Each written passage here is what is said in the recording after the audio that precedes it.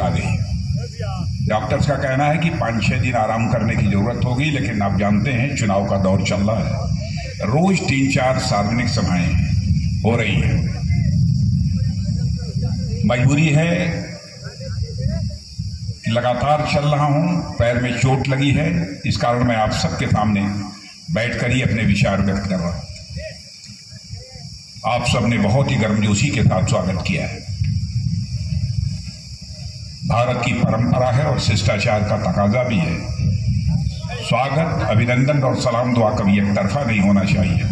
इसलिए मैं भी अपनी तरफ से शीश झुकाकर आप सभी बहनों भाइयों का हार्दिक अभिनंदन करता हूं। आप सभी का मैं स्वागत करता हूं। आज मैं आया हूं तो मिथिलेश जी तिवारी के लिए।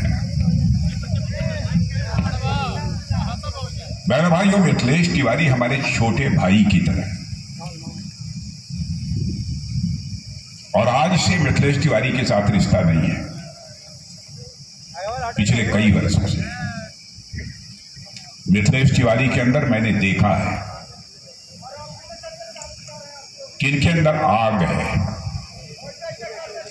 कुछ कर गुजरने की तड़पन है। और मैंने आज के कई वर्ष पहले कहा था कि मिथिलेश तिवारी इस प्रदेश के ही नहीं बल्कि देश के भविष्य में नेता बनेंगे। और आपने देखा कि प्रदेश के नेता तो बन गए। और मैंने यह भी देखा है कि पूरी ईमानदारी, पूरी निष्ठा के साथ, जाति पाति पंथ से ऊपर उठकर बराबर मिथिलेश तिवारी ने काम किया है। इनका जब आमंत्रण मिला कि मुझे यहां आना है, सार्वजनिक सभा को संबोधित करना है, तो मुझे आनंद की अनुभूति। लगातार 2 महीने से दक्षिण भारत से लेकर उत्तर भारत, पूर्व भारत, पश्चिम भारत सार्वजनिक सभाओं को संबोधित कर रहा हूं। अब जानते हैं क्या हालत हो गई है, चेहरे की और मोहरे की दोनों। इसकी आप कल्पना कर सकते हैं। लेकिन मैंने तय किया कि मिथिलेश जी का सवाल है, इसलिए मैं जाऊंगा। और आप लोगों से मिलके सचमुच हमें बहुत खुशी है। और हम समझते आप लोग भोजपुरी भाषा समझत हुई हैं को मजे में। ये मत समझिया कि हम दिल्ली चल गए तो भोजपुरी भुला गए लोग।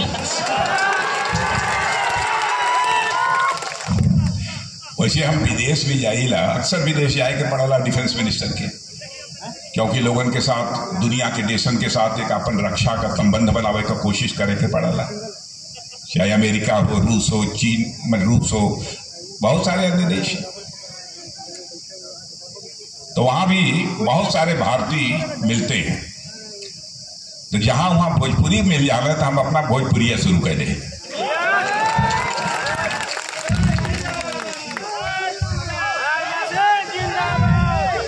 मेरे बहनों भाइयों, जहां तक भारतीय जनता पार्टी का प्रश्न है, देखिए लंबे समय से मैं इस भारतीय जनता पार्टी में काम कर रहा हूं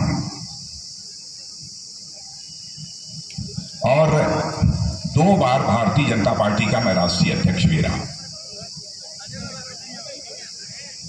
बहनों भाइयों, भारतीय जनता पार्टी हिंदुस्तान की एक अकेली राजनीतिक पार्टी है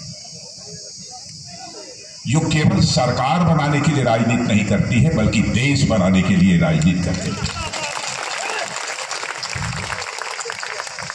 हमारी विश्वसनीयता, आप जानते हैं, मैं जानता हूं, मैं भी जानता हूं, नेताओं पर से लोगों का विश्वास पहले बिल्कुल समाप्त होता जा रहा है। गांव में भी देखले हुआ जा कि जे तनी इधर उधर का बात करे तो लोग कहीं नेता है। ये झूठ तनी बोले, झूठ सच बोले, बड़ा लबारी हो तो कि कहिया की नेता बनी। बहनों भाइयों, वह धारणा बदल गई। भारतीय जनता पार्टी से हिंदुस्तान की ऐसी राजनीतिक पार्टी, हमारे यहां कोई व्यक्ति गड़बड़ कर सकता है, कोई व्यक्ति झूठ बोल सकता है, लेकिन पार्टी का जहां तक सवाल है, मैं डंके की चोट पर कह सकता हूं, हम लोग जो अपने घोषणा पत्र में कहते हैं उसका अक्षरशः पालन करते हैं। मैं आपको याद दिलाना चाहता हूं 1951 में जब जनसंघ के रूप में काम कर रहे थे हम लोग, उस समय हमारे नेताओं ने कहा था जिस दिन संसद के दोनों सदनों में हमको स्पष्ट बहुमत मिल जाएगा, जम्मू कश्मीर जिसको धारा 370 के तहत विशेषाधिकार मिला हुआ है, उसको हम चुटकी बजाकर समाप्त करेंगे। और आपने देखा, आपने ही संसद के दोनों सदनों